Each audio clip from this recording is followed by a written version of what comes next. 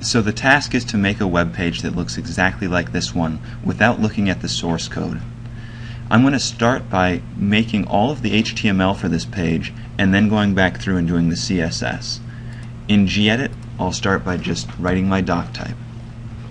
So doc type, make sure you got that you have that exclamation point in there. Doc type, HTML. Then you need your head tag. Sorry, you need your HTML tag.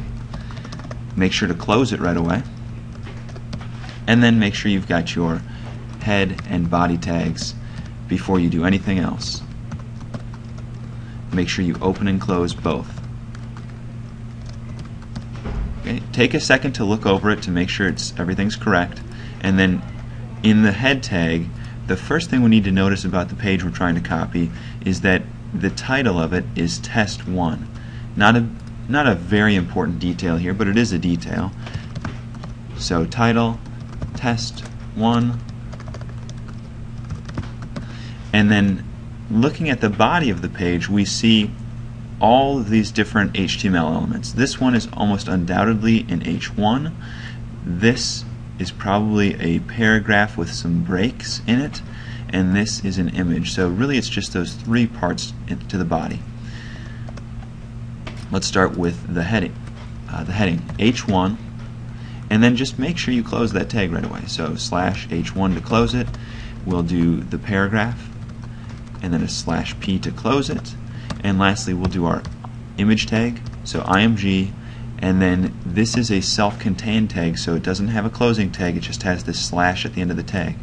The img tag is worthless without an src attribute.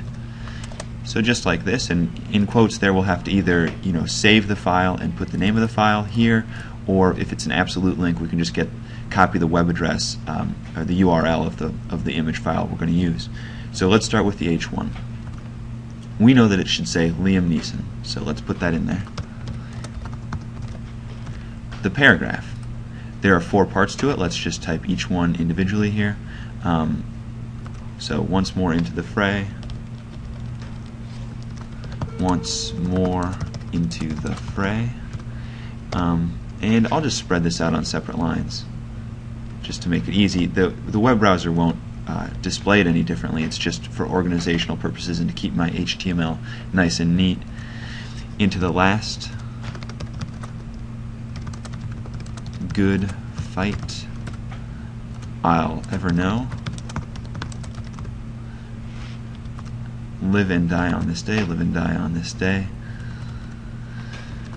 Live and die on this day. And I'll just copy that and paste it. Okay, and at this point I'll just save it.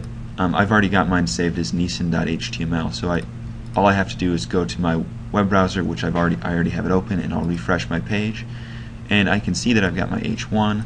I can see that I've got the text for the poem. Let's go back and insert break tags or BR tags. BR, again, self-contained tags, so we have that slash at the end of the tag. Okay. And I'll just copy these once more, and I really don't need one after the last line, and it works as expected. I have my 4 lines, and in my code I can see my 4 lines, each with a BR tag as needed. Okay, that's my H1, my paragraph, now my image tag, and I'll just go ahead and do this right away. If I do an image search, so google.com, go to images, and I'll search Liam Neeson. And this looks like the one that I had, so choose it, right click, and depending on what web browser you're in, it'll work differently. But for most you can just right click and copy image URL. If I paste that into the program over here, it's got that whole URL, and this will actually work in my page. Save it, go back and refresh my page, and the picture's in. Okay, now I need to start doing the CSS. So my CSS that I'm going to use, and let me widen this out a little bit.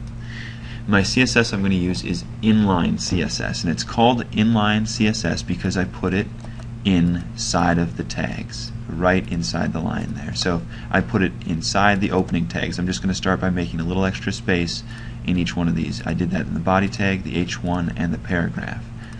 Anything that I put in the body tag as far as CSS styles are concerned will apply to the rest of the page. For example, if I do a background color, that will apply to the whole page. So I'm going to start by typing my style attribute. There it is. And I can type background dash color colon. This is the CSS attribute. This is the property.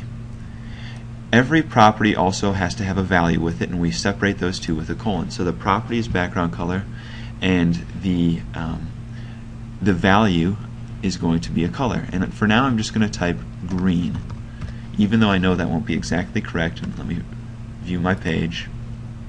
Okay, it's green. That's fine for now, but I can do better. After all, the original page that I'm trying to get it to look like is sort of this very dark color with just a tinge of green. So I'm going to go to another site right now, and it's colorschemer.com, the online version of it, and I'm going to see if I can create this dark green. So let me start with a darker color. Well, this is looking pretty good. Let's see. Okay, so even just a little bit darker, something like this, that's looking pretty good. Maybe a little bit too much red in it. Something like this looks good enough for now. I'm going to copy this hexadecimal code right there. Copy. And I'm going to in gedit, instead of green, I'm going to use the # and paste that in. Save my page and reload it. Okay, that's already starting to look much better. They're not quite exact, but that's good enough for now.